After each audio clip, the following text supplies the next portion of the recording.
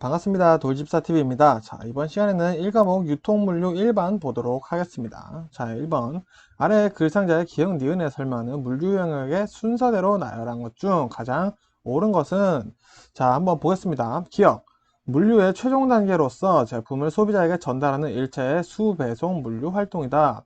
니은 파손 또는 진부하 등으로 제품이나 상품 또는 포장 용기를 소멸시키는 물류 활동이다. 라고 보겠습니다. 자, 여기 판매 물류, 회수 물류 이런 내용들이 나오는데, 자, 이 물류 영역에 대해서 한번 일단 보고 문제 풀겠습니다. 자, 먼저 조달 물류가 있어요. 물류 조달 시작부터 물류를 보관하는 창고까지, 창고에 입고되기까지를 우리는 조달 물류라고 할 거고요.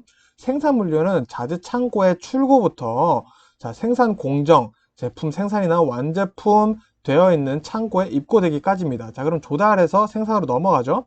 자, 다음 반품 물류는 소비자의 반품이나 교환을 위한 물류 활동을 쉽게 반품 물류라 보고요. 폐기 물류는 파손이나 진부하 등으로 제품의 상품 또는 포장 용기를 소멸시키는 물류 활동을 폐기 물류라고 합니다. 자, 그리고 회수 물류는 펠릿, 팔레트죠. 자, 컨테이너 등 같은 빈 물류 용기를 회수하는 걸 회수 물류라고 하고요. 자, 제품을 회수하는 건 아니죠. 자, 판매 물류, 물류의 최종 단계로서 제품을 소비자에게 전달하는 수배송 활동을 판매 물류라고 한다. 자, 그러면은 요 내용 가지고 문제 보겠습니다. 자, 물류의 최종 단계라고 했죠, 기억? 그러면은 판매 물류예요. 자, 그러면은 일단 아닌 거 지우고요. 자, 파손 또는 진부하다. 그럼 뭐였죠? 아까 폐기 물류였죠? 자, 그럼 폐기 물류. 정답은 그러면 3번 되겠네요. 자, 요 내용 간단하게 봐주시면 되고요. 자, 2번. SCM상에서 채찍 효과를 방지하기 위한 방법으로 옳지 않은 것은? 자, 이 채찍 효과란 뭐냐? 유통 주체들 간의 정보가 교환이 잘 안 되는 거예요. 자, 제조업체 따로, 유통업체 따로, 소매상 따로, 이렇게 정보를 모으다 보니까 서로 이야기가 다 다른 거예요. 그래서 이게 수요 예측이 잘 안 되어 있는 겁니다. 그래서 물건을 얼마나 생산해야 될지, 얼마나 팔아야 될지, 이런 게 예측이 잘 안 되는 거예요. 그래서 이런 애들 채찍으로 때려줘야 된다라고 해서 외워주시는 게 저는 좀 더 깔끔하더라고요. 물론 채찍 효과는 그래서 채찍 효과가 아니긴 한데, 이렇게 정보 공유 잘 안 하면은 채찍으로 때려줘야 된다. 즉, 정보 공유를 잘 해야 된다라는 거죠. 자, 그래서 EDI 전자문서죠. 이렇게 정보 공유를 해주는 게 좋겠죠. 자, 그리고 정보 교환 당연히 필요하겠고요. VMI도 활용하는 게 좋겠죠. 일괄 주문, 자, 일괄 주문하면 안 되겠죠. 자, 어느 한 업체의 잘못된 정보로 인해 일괄 주문해버린다? 안 되겠죠. 그래서 이 채찍 효과를 방지하기 위해서는 소량 그리고 다빈도 주문 방식을 선택하는 게 좋다라고 봐주시면 되겠습니다. 그래서 정답 4번. 일괄 주문은 채찍 효과를 방지하기 위해서 해서는 안 되는 것이다.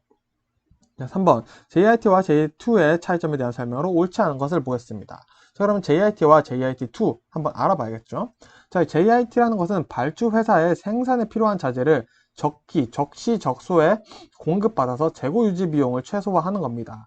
그래서 재고 유지 비용을 최소화해서 원가를 절감하자는 거죠. 대신 공급 업체에 재고 유지 비용이 발생한다는 거 알아두시고요. 이 JIT2는 업그레이드 된 거겠죠.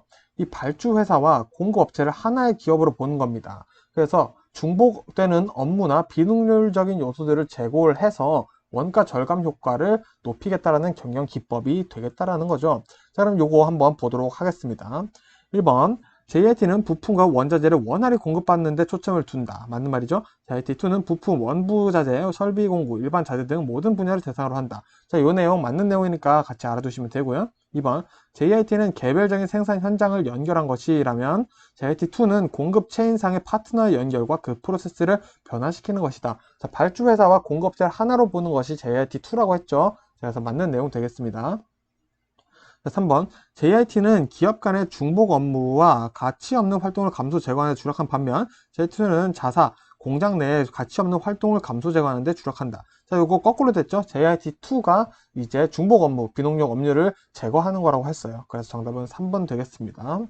자, 추가적으로 보겠습니다. JIT는 풉C형인 MRP와 대비되는 풀형의 생산 양식인 B에 JIT2는 JIT와 MRP를 동시에 수행할 수 있는 기업 간의 운영체제를 의미한다. 자, 요거 맞는 내용이고요. JIT가 물동량의 흐름을 주된 계산탱화로 삼는 데 비해, 자, JIT2는 기술 영업 개발을 동시화하여 물동량 흐름을 적절히 강력히 통제한다. 자, 요거 우리 1번과 같은 내용이라고 볼 수 있겠죠. 그래서 맞는 내용입니다. 그래서 정답은 3번 되겠습니다. 4번. 아래 글상자에서 설명하는 한정 서비스 도매상의 종류로 옳은 것은? 자, 보겠습니다. 주로 석탄, 목재, 중장비 산업에 활동한다. 자, 이것만 보고도 사실은 문제를 풀 수가 있어요. 일단 좀 더 볼게요. 이 도매상은 고객으로부터 주문을 접수한 후 고객이 원하는 조건과 배달 시간을 맞춰 고객에게 직접 제품을 운반할 수 있는 제조업체를 찾는다. 자, 일단 한정 서비스 도매상이죠. 자, 그리고 현금 거래 도매상 아니죠. 트럭도 아니죠. 자, 그리고 진열 아니죠. 그리고 판매 대리인도 아닙니다. 자, 이 네 가지는 완전 기능 도매상이죠. 자, 이렇게 해서 사실 바로 나오는 게 3번 직송 도매상이기도 한데, 자, 요 내용 같이 알아두시면 좋을 것 같고요. 추가로 진열 도매상은 선반 도매상이라고도 해요. 진열되는 선반에 상품을 공급하는 것을 말한다. 그래서 소매상 대신해서 진열과 재고 관리를 해주기도 하고요. 자, 그래서 우리 현금거래 도매상은 신용거래는 안 하고 현금거래만 합니다. 배달도 안 해요. 그리고 트럭으로 운송하는 것을 트럭 도매상, 트럭으로 판매하기도 하죠. 그리고 우리 직송 도매상이라고 하는 것은 제조업자나 공급자로부터 소비자에게 직접 전달하는 것을 얘기를 하고요. 그리고 보석이나 스포츠용품을 다루는 소규모는 판매 대리인이다 라고 기억해 주시면 되겠습니다. 이거 2018년에서도 나왔었던 기출문제죠. 자, 5번. 아래 글 상자에 구매 관련 공급자 개발 7단계 접근법이 옳은 것은, 자, 요거 구매 관련 공급자 개발 7단계 접근법 외워주셔야 되는데요. 자, 순서 보면은 우리 이해가 됩니다. 정답은 5번이에요. 자, 먼저 주요 제품과 서비스를 파악합니다. 자, 뭐가 일단은 어떤 것들이 일단은 필요한지 파악을 하는 거죠. 그 다음에 주요 공급원을 파악하는 거예요. 어떻게 공급을 할 건지, 어디서 공급이 되는지 파악을 하고요. 기능 간 팀을 이제 구성을 해줍니다. 이렇게 순서가 되죠. 자, 팀을 구성을 한 뒤에 그 다음에 진행 상황, 점검 및 전략을 수정합니다. 혹시 뭐 잘못된 거 있나 한번 체크를 해보는 거죠. 자, 그리고 공급자와 주요 과제를 협의를 하는 겁니다. 이제 어떻게 진행할 건지 보는 거죠. 자, 그리고 나서 세부적인 사항들을 합의할 거 있으면 추가로 하고요. 이제 마지막으로 공급자 CEO와의 대면을 해서 자, 이렇게 할 겁니다. 라고 얘기를 하는 거죠. 그래서 요거는 뭐 시험 문제 잘 안 나오긴 하는데 굳이 도식화를 한다면은 서공기 C 주세점이다. 라고 해서 뭐 간단히 외우실 분들은 외워주셔도 됩니다. 시험 문제 잘 안 나오더라고요. 자, 6번. 아래 글 상자의 내용은 기사를 발췌한 것이다. 괄호 안에 공통적으로 들어갈 용어로 가장 옳은 것은, 자, 보겠습니다. 제목. 땡땡 괄호 환상에서 벗어난 기업들의 생산기지 철수. 자, 뭔가 철수를 하고 있네요. 땡땡은 국내에서 얻는 것보다 상당히 낮은 가격에 해외에서 제품 원재료를 만들거나 구매할 수 있는 기회를 제공하는 것을 말한다. 그러나 낮은 품질, 높은 운송 비용이 땡땡을 통해 얻어지는 비용 우위를 저해함에 따라 일부 자국 제조업체들은 생산 기지를 다시 자국으로 옮기는 중이다. 자, 요거는 전체적인 내용을 다 알아야겠네요. 자, 일단 뭔가 느낌이 사업체를 인건비가 더 싼 나라로 옮겼다가 또 괜찮아지니까 다시 자국으로 돌아오기도 한다. 뭐 이런 건데, 요거는 이제 오프쇼링에 대한 내용입니다. 그래서 그대로 이거 오프쇼링이구나 라고 알아두시면 되고요. 리쇼링은 반대겠죠. 해외에 있는 자국의 기업에게 여러 가지 혜택을 제공해서 자국으로 다시 옮기려는 현상이고요. 이 지연 전략은 제품을 어느 정도까지만 완성해두고 소비자의 정확한 요구, 취향 이런 것들을 좀 파악하고 피드백을 받는 겁니다. 그 다음에 그것을 반영해서 완성을 하는 것, 상품을 완성하는 것을 이제 조금 지연했다가 만들자. 지연 전략이고요. 기민성 생산 방식, 뭔가 빠른 느낌이죠. 빠른 피드백과 협력을 통해서 효율적인 성과를 내려는 방식이 기민성 생산 방식이고, 자, 린 생산 방식은 생산에 필요한 인력, 설비, 기술만 유지하면서 생산 비용은 줄이고 생산 효율을 극대화하는 겁니다. 생산 필요한 것만 두고 나머지는 다 좀 줄인 다음에 생산 효율을 극대화하겠다라는 게 린 생산 방식이다 라고 알아두시면 되겠습니다. 7번. 아래 글 상자에서 설명하는 조직 구성원에 대한 성과 평가 방법으로 옳은 것은, 자, 요것도 은근 자주 나와요. 자, 기업, 종업원 전체 범주 중 특정 범주로 할당해서 성과를 평가한다 라고 되어 있고요. 자, S등급, A등급, B등급, C등급 이렇게 등급을 나눠서 평가를 하고 있고, 구성원의 성과가 다양한 분포를 보일 때 가장 효과적인 방법이며 갈등을 피하고자 모두를 관대하게 평가하고자 하는 유혹을 극복할 수 있다. 좀 더 체계적으로 잘 측정할 수 있다라는 거죠. 일단은 성과를 뭐 당연히 평가를 하고 있긴 합니다. 그래서 요거는 뭐다? 강제 배분법이다. 강제로 내가 A등급, S부터 C등급으로 나눠서 성과를 평가를 하는 거예요.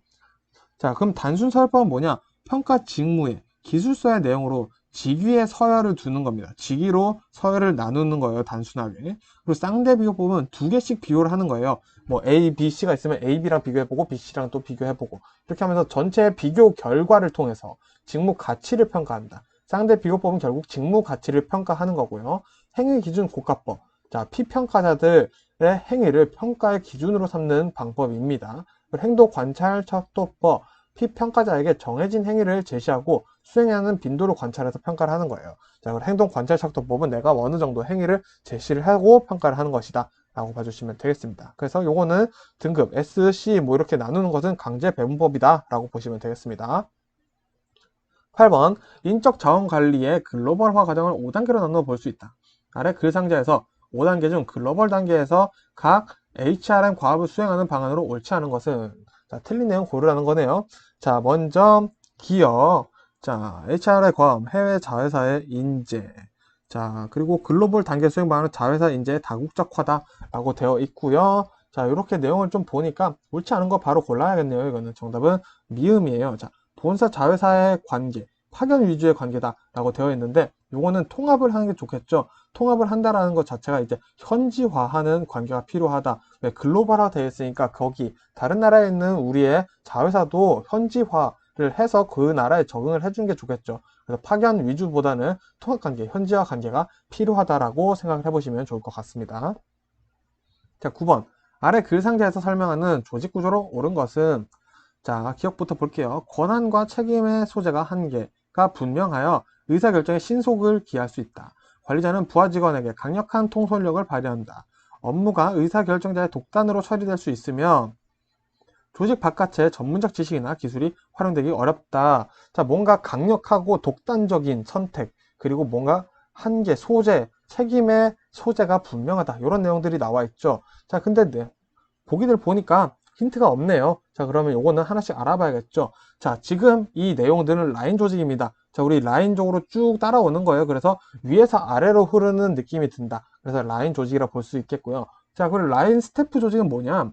라인 조직을 보완하는 거예요. 그래서 스태프를 추가를 해서 이 스태프가 분석, 조언, 보조의 성격을 옆에서 해주는 거죠. 그래서 독단적으로 처리할 때 내가 분석하고 조언을 해주고 해서 보조의 성격을 해주는 스태프가 추가가 되었다 보시면 되겠고요. 프로젝트 조직은 어떤 프로젝트를 달성하기 위해서 일시적으로 모인 조직이다 라고 보시면 되고요. 매트릭스 조직은 전통적 조직이나 관료적 조직의 병폐를 극복하기 위한 프로젝트 조직의 성격이 있다. 자, 그래서 프로젝트 조직의 성격이 매트릭스의 조직엔 들어가 있지만 이런 전통적 관료적 조직의 병폐를 극복하려고 모였다 라고 보시면 되겠고요. 네트워크 조직은 독립된 부서들이 네트워크 연결된 거예요. 각자 기능을 그래서 계속 수행을 하면서도 프로젝트 수행을 위해 상호 협력하는 네트워크로 연결된 조직이다 라고 보시면 좋을 것 같습니다. 자, 10번 포터의 가치 사슬 분석에 의하면 기업 활동을 본원적 활동과 보조적 활동으로 구분할 수 있는데 보조적 활동에 속하지 않는 것은, 자, 요거는 알아봐야겠네요. 자, 포터의 가치 사슬 분석 보겠습니다. 본원적 활동은 구매, 물류 투입, 서비스 활동, 생산, 운영 이런 것들이 들어가 있고요. 보조적 활동은 기술 개발, 인적 자원 관리, 구매 활동, 전산 정보 회계 등이죠. 즉, 보조적 활동이 이미 본원적 활동, 구매, 물류 투입, 서비스 활동을 하기 위해서 필요한 것들이라는 거죠. 자, 그래서 요 서브 개념이 보조적 활동이니까 한번 보겠습니다. 자, 먼저 1번 경영 혁신. 자, 이거는 본원적 활동이죠. 굉장히 큰 겁니다. 서비스 활동. 자, 이 서비스 활동이라는 거. 자, 서비스 활동 우리 본원적 활동이죠. 그래서 본원적 활동이라고 볼 수 있겠네요. 자, 그래서 경영 혁신, 인적 자원 관리, 조달 활동, 기술 개발 이런 것들이 결국에는 본원적 활동을 하기 위해서 필요한 것들이다 라고 보시면 되겠습니다. 자, 11번 기업 수준의 성장 전략에 관한 설명으로 가장 옳지 않은 것은, 자, 이런 거 천천히 읽어보시면 될 것 같습니다. 자, 1번부터 볼게요. 기존 시장에서 경쟁자의 시장 점유율을 빼앗아 오려는 것은 다각화 전략이다. 자, 다각화 전략이라는 것은 신제품 개발을 해서 신시장에 진입하려는 전략이에요. 그래서 이거는 경쟁자의 시장 점유율을 빼앗아 오려는 게 아니라 일단은 새로운 시장에 진입하려고 하는 전략이죠. 그래서 1번이 일단 틀린 내용이 바로 나왔네요. 자, 그러면은 나머지 보기 전에 뭐 제가 정리해 놓은 게 있습니다. 자, 제품 개발 전략이란 무엇이냐? 신제품 개발로 기존 시장에 진입을 하겠다라는 거죠. 자, 그러면 어느 정도 경쟁을 해야겠죠. 자, 시장 개발 전략. 기존 제품으로 신시장에 들어가려는 거고요. 시장 침투는 기존 제품으로 기존 시장에 들어가려는 겁니다. 그래서 이렇게만 간단히 보셔도 이 문제들을 이해를 할 수가 있어요. 자, 예를 들어서 4번 한번 볼게요. 기존 시장에 제품 계열을 확장하여 진입하는 것은 제품 개발 전략이다. 자, 제품 계열, 기존 시장에 신제품으로 들어가서 제품 계열을 확장하려고 하는 거죠. 이렇게 개념을 잡아주시면 되겠고요. 자, 5번도 보면은 기존 제품으로 제품 가격을 내려 기존 시장에 들어가서는 시장 침투 전략이다. 자, 기존 제품으로 기존 시장에 진입한다. 자, 시장 침투 전략이죠. 이렇게 간단히 머릿속에 담아두시면 될 것 같습니다. 자, 12번 보겠습니다. 유통 경로상에서 기업이 현재 차지하고 있는 위치에 다음 단계를 차지하고 있는 경로 구성원을 자본적으로 통합하려는 경영 전략을 설명하는 용어로 옳은 것은, 자, 요거 뭔가 통합하는 거죠. 자, 현재 차지하고 있는 위치에 다음 단계에 차지하고 있는 경로 구성원이랑 합체를 한다, 통합을 한다 라는 거죠. 자, 그래서 요거는 전방 통합에 대한 내용을 지금 얘기를 하고 있습니다. 자, 그래서 우리가 좀 헷갈릴 만한 거 보면은 4번 합작 투자가 있죠. 합작 투자는 2개 이상의 기업이 어느 기업에 공동으로 참여를 해서 함께 경영, 운영을 함께 한다는 거죠. 경영과 운영을 함께 하는 게 합작 투자입니다. 결국 핵심을 보면은. 그리고 후방 통합은 이제 전방 통합의 반대라고 보시면 돼요. 기업이 현재 차지하고 있는 위치의 이전 단계를 자본으로 통합하려는 경영 전략이다 라고 보시면 되겠습니다. 그래서 이 내용은 1번 전방 통합이 정답이다 라고 보시면 되겠습니다. 13번 보겠습니다. 손익계산서상의 비용 항목들이 각 유통 경로별 경로 활동에 얼마나 효율적으로 투입되는지를 측정하여 유통 경영 전략에 따른 유통 경로별 수익성을 측정하는 방법으로 옳은 것은, 자, 문제가 굉장히 기네요. 자, 어쨌든 유통 경로별 수익성을 측정하는 방법으로 맞는 것을 고르라는 거죠. 자, 요게 바로 정답이 유통 비용 분석 되겠습니다. 자, 유통 비용 분석이라는 것은 다시 정리해보자면은 손익계산서 상의 비용, 여러 가지 비용들이 있겠죠. 그 항목들이 각 유통 경로별 경로 활동에 잘 쓰여졌는지, 잘 투입됐는지 측정을 해서 이 유통 경영 전략에 따라서 따른 유통 경로별 수익성을 측정한다. 즉, 유통 경영 전략에 따라서 이 수익이 잘 나왔는지 보는 거죠. 그래서 결국 유통에 대해서 계속 보는 거죠. 유통 비용 분석이다 라고 간단히 찍어도 될 것 같습니다. 그래서 전략적 이익 모형에 대해서 조금 설명드리자면은 순이익률과 자산 회전율과 레버리지 비율로 구성되어 있어요. 자, 그래서 이것들을 각각 높여서 투자 수익률을 높이는 게 전략적 이익 모형이다. 즉, 투자 수익률을 높이는 것이 목표다. 전략적 이익 모형이다. 이것만 알아두시면 되고요. 자, 3번의 직접 제품 수익성은 소매업체의 제품 성과를 평가하는 겁니다. 그래서 소매업체의 제품 성과를 평가한다. 직접 제품 수익성이다. 그리고 4번 경제적 부가가치 EVA라고 되어 있죠. 자, 이거는 기업의 영업활동으로 얻은 영업이익이 있겠죠. 그래서 이 영업이익의 법인세, 금융, 자본비용을 제외한 것을 경제적 부가가치다라고 한다. 즉 뭐다? 영업이익에서 법인세, 금융, 자본비용을 뺀 게 경제적 부가가치다라고 정리를 해두시면 되겠습니다. 자, 14번 볼게요. 아래 글상자와 같이 소매점 경영전략 변화에 지대한 영향을 순 환경 요인으로 가장 옳은 것은, 자, 한번 볼게요. A 커피 프랜차이즈 업체는 매장 안에서는 머그잔을 활용하고 있으며 전체 매장의 플라스틱 빨대를 종이 빨대로 교체했다. 자, 니은 B 대형마트는 일회용 비닐보트 사용이 금지되어 장바구니 사용을 장려하는 게시물을 부착하고 홍보했다.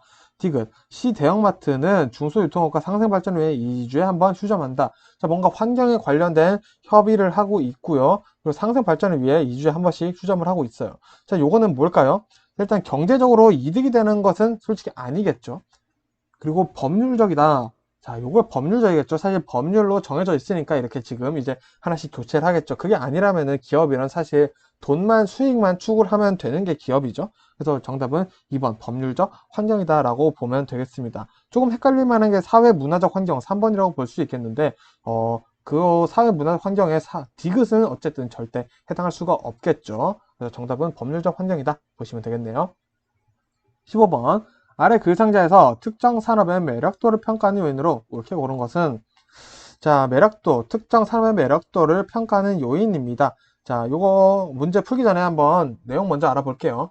매력도를 평가하는 데는 외형적 요인과 구조적 요인 그리고 환경적 요인이 있는데요. 외형적인 것은 일단은 좀 돈 이런 것들과 많이 연결돼 있어요. 시장 규모, 시장 잠재력, 그리고 성장률, 판매량, 경쟁 기억이 얼마나 있는지에 따라서 매력도를 평가할 수 있는 외형적 요인이 있고요. 구조적 요인은 이제 말 그대로 구조적인 거죠. 잠재적 진입자, 후발 경쟁자가 생길 수 있는지, 그리고 대체제, 내 물건들을 대체할 수 있는 것들이 생길 수 있는지, 그리고 시장 내에 경쟁은 어떤 것들이 있는지 분석을 해본다. 이런 것들이 이제 구조적 요인에 해당하고요. 환경적 요인은 이제 뭐 제도나 법률 변화, 시민들의 인식 변화, 인구 변화 이런 것들이 이제 들어가겠죠. 자, 그럼 특정 산업 매력도 평가하는 요인, 요 내용들이 들어가 있는 거 찾아보겠습니다. 자, 먼저 첫 번째 기업, 기존 경쟁 기업의 숫자. 자, 요것도 우리 외형적 요인에 들어가죠. 자, 니은 고정비용과 관련된 진입 장벽의 높이 정도. 자, 요거는 요거 우리 구조적으로 들어간다 볼 수 있겠습니다. 차별할 정도. 자, 요것도 우리 구조적에 들어갈 수 있겠고요.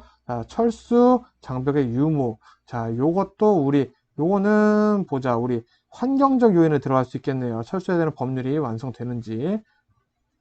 자, 해당 산업의 성장률은 외형적 요인이죠. 그래서 보니까 이거 전부 다 맞는 말이네요. 그래서 5번. 기역, 니은, 디귿, 리을 다, 미음 다 선택해 주시면 되겠습니다.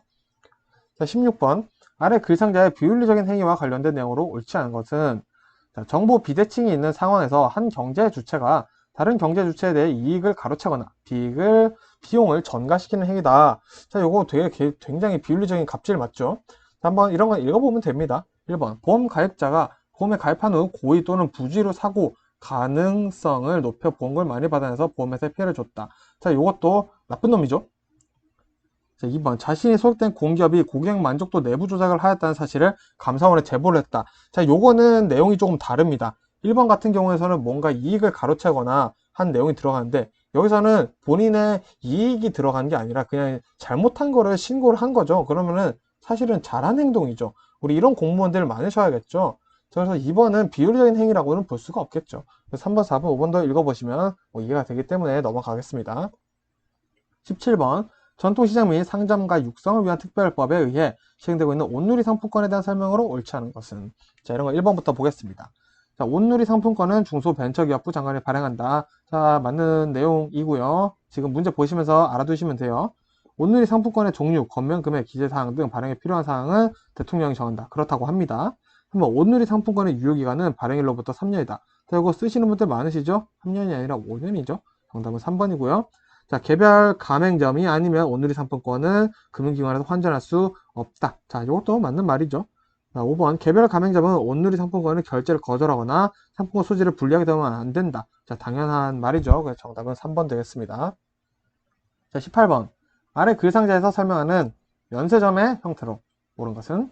자, 기업. 같은 업종의 소매점들이 공동 매입을 도모하려고 결성한 체인 조직. 니은 일부 기능을 체인 본사에 위탁하여 프랜차이즈 시스템을 갖추고 영업하기도 함. 디귿. 경영의 독립성과 연세점화로 얻는 이득을 동시에 획득한다. 자, 연세점의 어떤 형태냐라고 물어보는 거죠.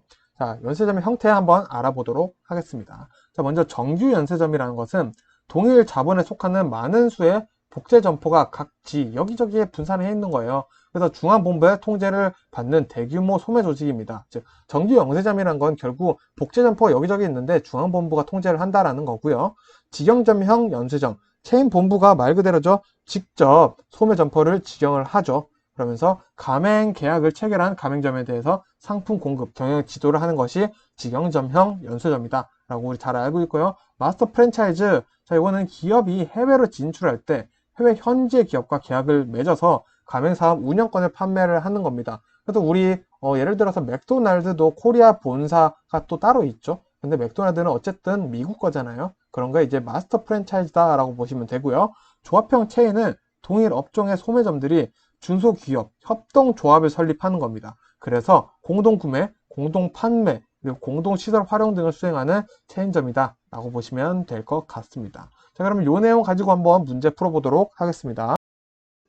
자, 내용을 다시 보니까 공동 매입을 도모하려는 체인 조직이고요. 일부 기능을 체인 본사에 위탁을 해서 프랜차이즈 시스템을 갖추고 영업을 하기도 하고 경영의 독립성과 연쇄점화로 얻는 이득을 동시에 획득한다라고 되어 있습니다. 자, 그럼 우리가 방금 공부했었던 내용 중에 없죠. 그래서 요거는 뭘 얘기를 하는 거냐? 임의형 연쇄점에 대해서 이야기를 하고 있다라는 거 알아두시면 좋을 것 같습니다.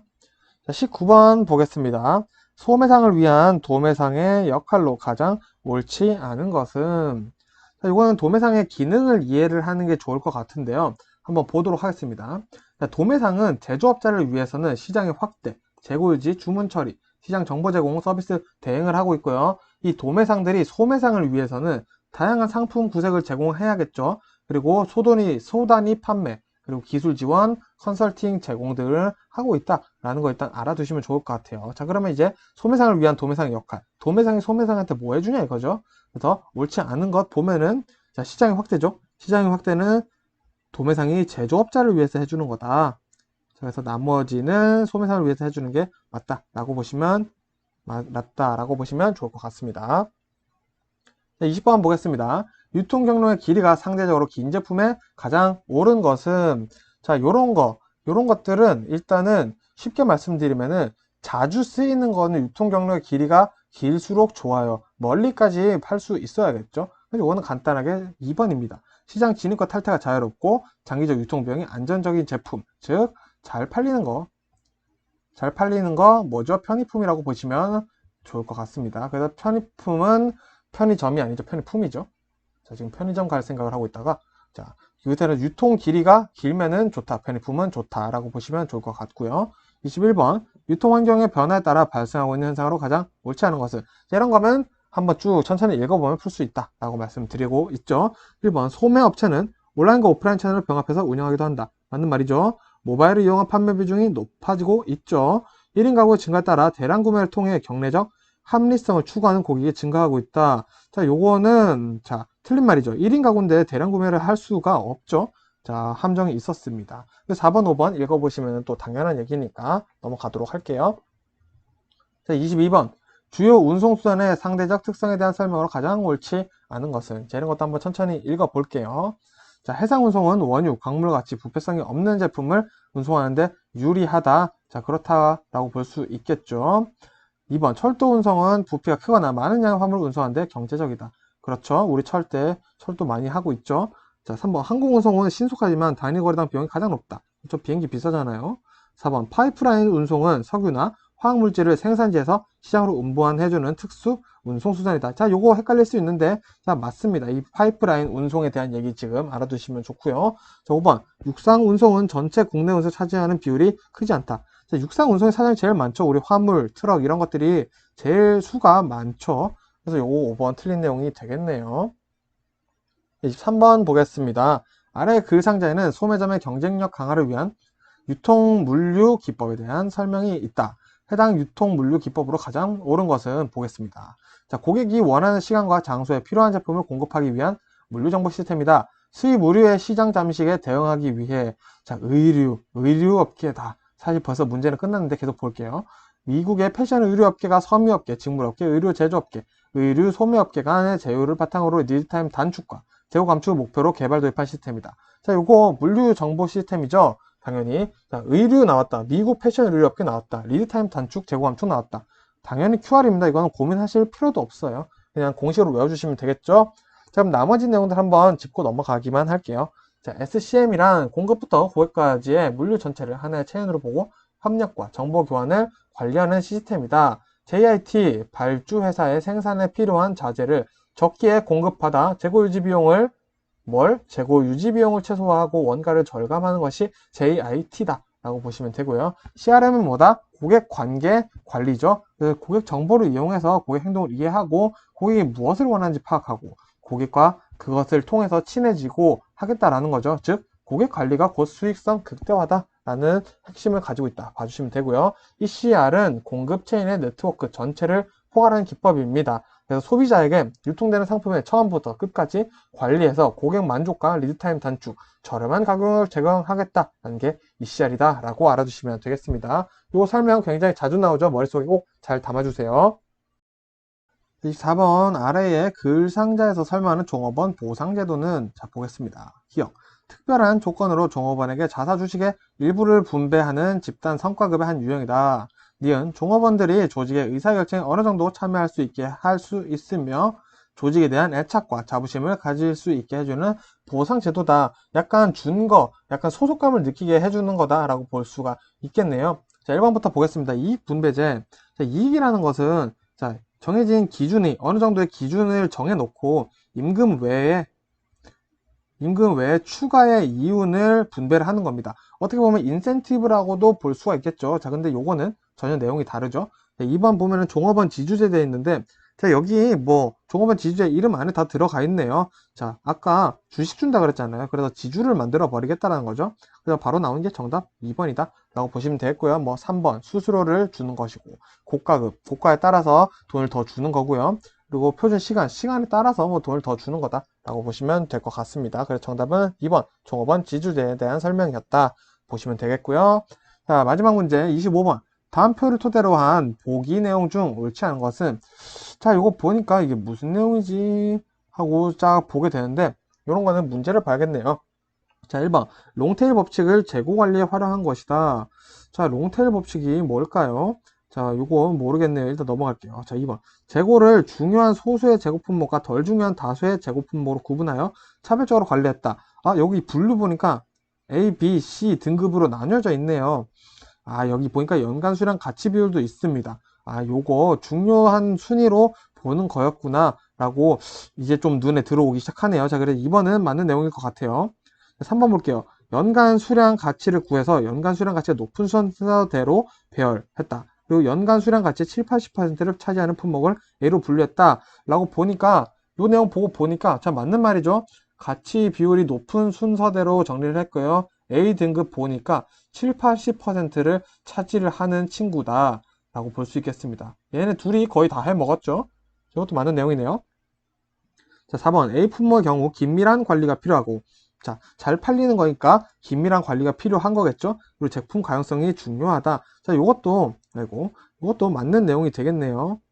자, 5번 C 품목의 경우 주문 주기가 긴 편이다. 자, 주문 주기가 긴 편이겠죠. 왜? C 등급으로 가면 갈수록 연간 수량 가치가 별로 낮죠. 그러면 주문을 잘 안 하게 되겠죠. 자, 그래서 C 품목도 맞는 내용 같아요. 그래서 대충 읽어보니까 잘 모르겠지만 1번은 맞는지 안 맞는지 모르겠지만 다른 내용들이 맞으니까 1번이라고 일단 풀 수는 있겠죠. 자, 근데 우리는 이렇게 공부를 해서는 안 되겠죠. 자, 1번이 일단 틀린 내용인 이유를 보겠습니다. 자, 롱테일 법칙이 아니라 여기서는 지금 파레토의 법칙이 재고 관리에 쓰였어요. 파레토의 법칙은 뭐냐? 자, 80%의 결과물이 결국 상위 20%에서 나온다는 거죠. 즉, 소수의 20%가 80%의 매출을 만들어내고 있다라는 게 파레토의 법칙입니다. 지금 그래서 이 내용 보면은 상위 A 두 개가 다 만들어냈다라고 볼 수 있겠죠. 자, 그럼 롱테일 법칙은 뭐냐? 자, 반대예요. IT 기술 발전으로 해서 상위 20%가 소수로 옮겨져 가고 있다. 형태가 소수 쪽으로 흘러가고 있다. 라고 보는 게 롱테일 법칙입니다. 그래서 여기서는 파레토 법칙, 롱테일 법칙 알고 있냐라고 물어보는 질문이었다라고 생각해 주시면 될 것 같습니다. 자, 이렇게 해서 1과목은 여기서 마무리 하도록 하겠고요. 저는 2과목으로 또 인사드리도록 하겠습니다. 고생 많으셨습니다.